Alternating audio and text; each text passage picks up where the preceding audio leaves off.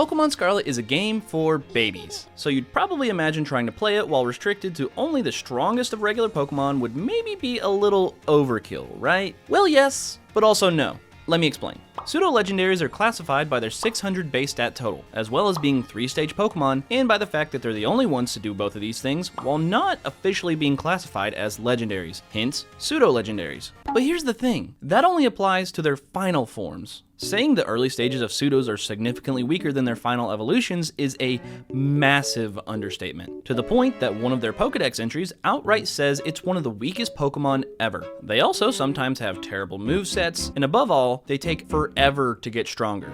But I think I've spent enough time trying to convince you that this is a difficult challenge. Why don't I just show you? We start our journey off with Fuecoco.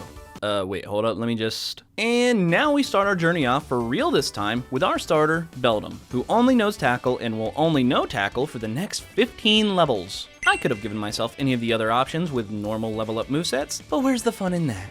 Besides, there are already a few options that are immediately available to us to catch this early on thanks to Scarlet's open world. The first Pokemon I had my sights set on was Gible, a great choice for the team considering it's one of the strongest Pseudos overall, in both its final, but more importantly, its base form. Though there was one slight problem. Actually catching one wasn't going to be easy. Pseudos have an astronomically low catch rate, and on top of that, I'm using a Steel type, which is weak to ground, and can only lower its health by using this one basic weak-ass move. At that moment, I began to realize just how difficult this was going to be, and I had to in-stream just to figure out if it was even possible. By the way, I stream all the time on YouTube and Twitch. I mostly play Pokemon with like nuzlocks, shiny hunting, and even weirder stuff happening in between. If that's your thing, tune in sometime. I'd really appreciate it. I came back the next day having decided this was too hard of a challenge to try to nuzlocke. Yeah, this was kinda supposed to be a nuzlocke, but if I had actually gone through with that, I would have probably driven myself insane having to go through those opening 2 hours for every reset. And there would have been a lot of resets thanks to Katie, the first and hardest gym of the challenge. Oh yeah, and real quick, we did actually catch that Gible because Dusk Ball is OP. Katie's terrifying team of bug types all resist Gible's ground type attacks, so that was out of the question, and pretty much all his decent moves were special attacks, a stat which Gible has about as much of as I have brain cells. The only physical attack I had at my disposal was Tackle. Sound familiar? So yeah, even against an all-bug gym, there isn't much that can be done when all you can use is Tackle, and I found that out the hard way after losing most of my money from multiple failed attempts. The first strategy I came up with was teaching Gible Fire Fang, a TM available at the Pokemon Center from the start of the game, but that on its own still wasn't enough to get through all 3 of her Pokemon. Full sweep incoming. Oh, and the storm starts? Wait, hold up. The rain is gonna make Fire Fang weaker. I actually can't catch a break. After doing some research, I learned that I could catch a Larvitar without having to venture too deep into the map. But even catching the Larvitar proved to be its own challenge. As you can see, I was completely dead inside. Especially knowing I'd have to admit to the whole internet that I was nearly incapable of beating the first gym of one of the easiest Pokemon games with the strongest lines of Pokemon out there. It took me 15 minutes to get there. It took me maybe 30 minutes to. But if my days of binge watching Naruto for 6 hours at a time when I got home from middle school taught me anything, it's to never give up. So I went back to that Larvitar and managed to catch it on my second try, and proceeded to completely demolish the gym. And we're all going to ignore the fact that this took me multiple real-life days. On the way to the next gym, I somehow managed to nearly lose to a random wild Cyclizar, but despite that, there was still one shining beacon of hope. Beldum eventually evolved into Metang, and finally learned some useful moves. I tested out Metang's newfound strength, and you're never gonna believe this, I beat the second gym leader on my first try. Crazy, I know. I wouldn't really call it an accomplishment though. Brassius is just a bot and kept using the same not very effective moves on repeat, so I didn't really even need a strategy. Metang was soon joined in the middle evolution ranks by Gabite. With a stronger ground type on my team going into the electric gym, I thought maybe this challenge wasn't going to be so bad after all. I lost on the first attempt of the third gym. Okay, it actually wasn't so bad. In fact, I had Iono's last Pokemon all the way down to red, so it was an extremely close call. The second attempt was practically identical, pretty much just losing to unlucky Confusion RNG. Her first 3 electric types would go down without a fight, it was just that for some reason, I wasn't able to do meaningful damage to a Mismagius with 0 weaknesses. Which, you know, no one ever really complains about that being difficult or unfair, but you know what, I suck at games, so I'm gonna be the first one. But the third attempt, I was finally able to take advantage of the type change by taking down the ghost type with Metang's takedown. See what I did there? For being 3 gyms in, my team was looking kinda slim, and this certainly wasn't a team that looked like it could beat Kofu's strong water types. That meant it was time for a new team member, so we welcomed Gumi to the squad. And sure, he knew Absorb, but spoiler warning, he did absolutely nothing to help in this fight. Then I had a Pokemon with a 4 times weakness to water, so that wasn't gonna help, despite the fact that it evolved. A Pokemon with a water weakness after terastallizing, and Metang who was able to learn Trail Blaze, but without that being Stab, it simply just wasn't strong enough to win on its own. And I was at a loss for what to do. Literally, at a loss. I kept losing. I kept just rushing into the fight with no plan, like I was banging my head against a brick wall. I also tried teaching Thunderfang to Gabite, and that got me through the first couple Pokemon, but was never quite enough to beat the Crabominable. I went out and found a Swords Dance TM to pair with Thunderfang on Gabite, but that still wasn't enough either. In the end, it was a very unexpected Pokemon who actually got us to win the fight. Pupitar, who used Terra Ground Stomping Tantrum to beat the Crabominable. And it definitely wasn't the case that the Swords Dance Thunderfang weakened Crabominable enough to set Pupitar up for the final KO, just so I could give my beautiful boy Pupitar John all the glory. Again, definitely not what happened. Now, before that fight, I had mentioned needing more team members, but unfortunately the Pokemon we caught was literally designed to be the weakest Pseudo base form, like I mentioned before. So I went ahead and caught Frigibax because it would be absolutely insane to do a Pseudo's only run in Scarlet without Gen 9's newest edition.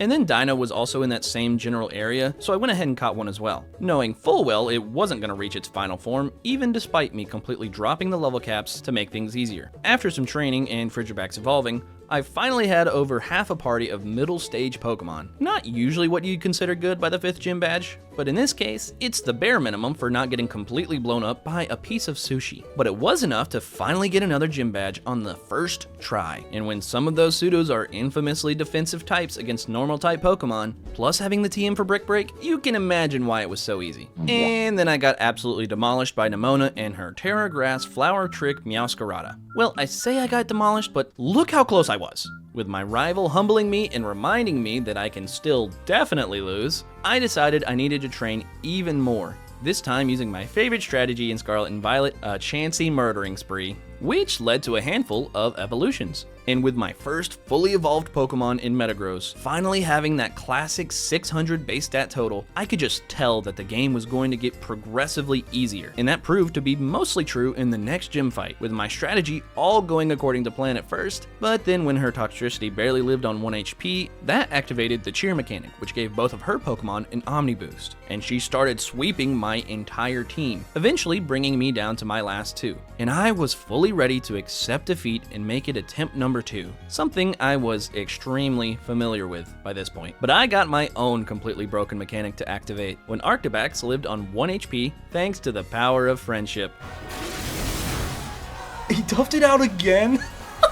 Twice. I like my games like I like my sandwiches. The cheesier, the better. Wasting no time, I went over to the 7th gym feeling confident, especially considering my only fully evolved Pokemon had the super effective option of Shadow Ball, which I just got for beating Rhyme. You know, considering this, plus Trailblaze helping with Kofu, and Brick Break helping with Larry, this Metagross had come a very, very long way from only being able to spam Tackle and doing 5 total damage as a Beldum. But speaking of first stage Pokemon, it was actually Dino who started off the next fight, being able to get a kill with Crunch and also being the only first stage Pokemon to do any meaningful damage or contribute anything since the first gym. And then Sliggoo managed to take out the Espathra. From there, Terra Steel Metagross could easily kill the Fairy type, and with the aforementioned Shadow Ball against her ace, well, it kinda sucked. Turns out Terra Steel Metal Claw still did way more in the end, leaving us just needing one more badge before the Elite Four. As if it was routine by now between gyms, I went ahead and farmed a few more Chanseys, which led to finally getting one of the most classic powerhouses among the Pseudos, Garchomp. And then I got a devious, dastardly idea. What if I beat the Ice-type gym leader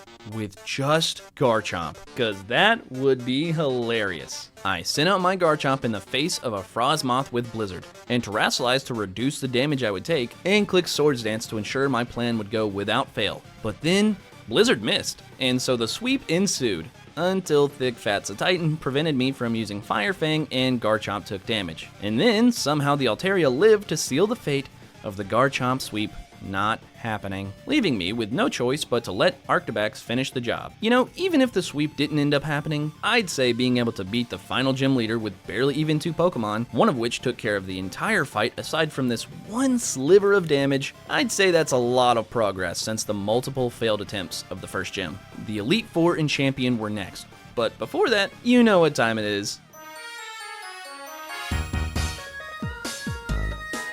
With this team, I was almost ready, but there was still one nagging problem. Well, it was the Zweilous that wasn't going to be evolving anytime soon, but worse than that, it was also not going to be raining anytime soon, which would mean Sliggoo wasn't going to be able to evolve. So unfortunately, that meant Sliggoo had to get the boot in favor of a different Pseudo who would not only be fully evolved, but I could go ahead and catch in its final form at a higher level than the rest of my team. And that Pokemon was the very first Pseudo, Dragonite. What, you thought I was going to do a Pseudo's only run without Dragonite? Well, you'd be right. I kind of was planning on it. Then I made this decision because I just do not have the patience to evolve Sliggoo and wait on the rain because I have the attention span of a TikTok addicted goldfish. With a nearly fully evolved team of powerful Pseudo Legendaries, it was time to take on the final bosses of Pokemon Scarlet. So I swept Rika with Dragon Dance, Terra Dragon, Glaive Rush, Baxcalibur, swept Larry with Dragon Dance, Ice Fang, Baxcalibur, and swept Hassel with Dragon Dance, Terra Dragon, Glaive Rush, Baxcalibur. And then Poppy's Steel types gave us a little bit of trouble, but I had Terra Ground, Swords Dance, Earthquake, Garchomp, plus a backup Earthquake user, and then finished the fight with Dragonite just for fun, so she could have a little bit of screen time. But that's not the end quite yet.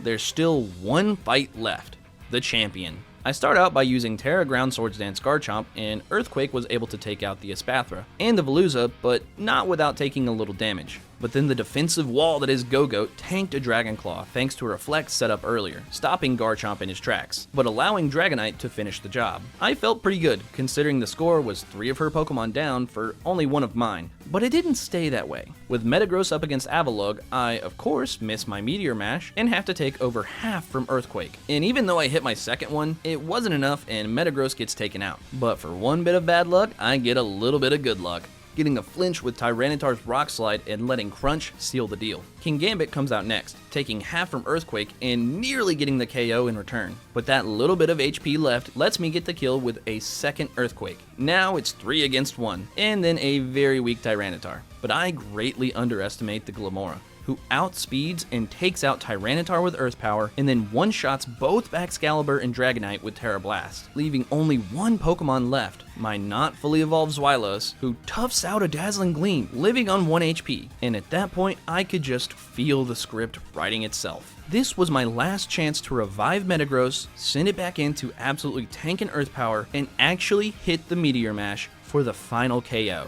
And with that, our starter took home the entire game. From a Beldum who couldn't do a single thing to the Metagross who stood as our last chance to win. And after repeated failures in the first half of the game, to absolutely breezing through the Elite Four, I can confidently say yes, you can beat Pokemon Scarlet with only Pseudo Legendaries. And while it was far from easy, you probably already knew that. All you have to do is ignore the fact that you made it a nuzlocke, ignore the level caps you set, and finally ignore the no items rule you set while on the very last Pokemon of the challenge. Because a game made for babies should be played by babies. Thank you all so much for watching. This was a really fun challenge to do and turned out pretty much exactly how I envisioned, with the difficulty basically just being backwards. Comment your favorite part down below. As always, be sure to like and subscribe, and I'll see you all in the next one. Peace.